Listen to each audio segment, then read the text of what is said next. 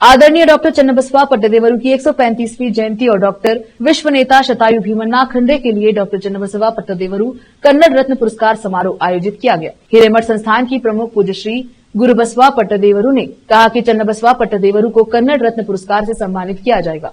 शनिवार को शहर के समाचार पत्र कार्यालय में एक प्रेस कॉन्फ्रेंस को संबोधित किया। कैमरामैन कपूराज का कवरेज।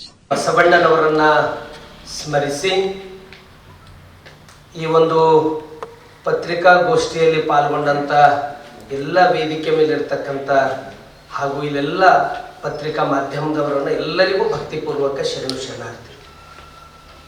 ಆತ್ಮೀಯ ಪತ್ರಿಕಾ ಬಾಂಧವರೇ, ಇಂದಿನ ದಿವಸ ಈ ಪತ್ರಿಕಾಗೋಷ್ಠಿಯ ಉದ್ದೇಶ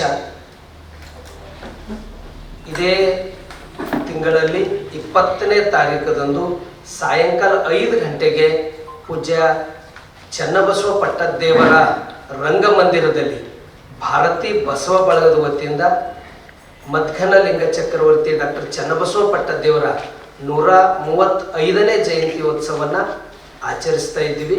ಇದಕ್ಕೆ ಹೆಚ್ಚಿನ ರೀತಿಯಿಂದ ಪ್ರಚಾರ ಪ್ರಸಾರ ಕೊಟ್ಟು ಈ ಕಾರ್ಯಕ್ರಮದಲ್ಲಿ ಹೆಚ್ಚಿನ ಸಂಖ್ಯೆ ಸೇರಬೇಕು, ಇದರ ಸದುಪಯೋಗ ಮಾಡ್ಕೋಬೇಕು ಅನ್ನುವ ಹಿನ್ನೆಲೆ ಇಟ್ಟುಕೊಂಡು ಭಾರತೀ ಬಸವ ಬಳಗದ ವತಿಯಿಂದ ಈ ಒಂದು ಕಾರ್ಯಕ್ರಮ ಆಯೋಜಿಸಲಾಗಿದೆ।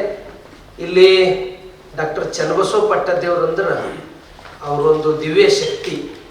ನಿಜಕ್ಕೂ ಈ ಭಾಗ ಸ್ವತಂತ್ರಕ್ಕಿಂತ ಮೊದಲು ನಿಜಾಮನ ಆಡಳಿತ ಇದ್ದಾಗ, ಇದು ಉರ್ದುಮಯ ಇದ್ದಾಗ, ಅಂಥ ಸಂದರ್ಭದಲ್ಲಿ ದೊಡ್ಡ ಕೆಲಸ ಡಾಕ್ಟರ್ ಚನ್ನಬಸವ ಪಟ್ಟದೇವರು ಮಾಡಿದ್ದು ಸರ್ವತೋಮುಖ ಅಭಿವೃದ್ಧಿ ಆಗಬೇಕಾದ್ರೆ ಅದಕ್ಕೆ ಶಿಕ್ಷಣನೇ ಮೌಲ್ಯ ಅಂತ ತಿಳ್ಕೊಂಡು 1936ರಲ್ಲಿ ಶಾಂತಿವರ್ಧಕ ಶಿಕ್ಷಣವನ್ನು ಪ್ರಾರಂಭ ಮಾಡ್ತಾರೆ। ಅದು ಈಗಿನ ತೆಲಂಗಾಣ ಮೂರ್ಗಿ ಗ್ರಾಮದಲ್ಲಿ। ಅದರ ನಂತರ ಅಲ್ಲೆಲ್ಲ ಸ್ವಲ್ಪ ಸಮಸ್ಯೆ ಇತ್ತು, ಅಂತ ಇದರಲ್ಲಿ ಸಂಗಮ್ ತಗೊಂಡು ಬರ್ತಾರೆ। ಸಂಗಮದಿಂದ ಲಾತೂರು, ಆನಂತರ ಭಾಲ್ಕಿ, ಕಮಲ್ನಗರದಲ್ಲಿ ನಡೀತದೆ।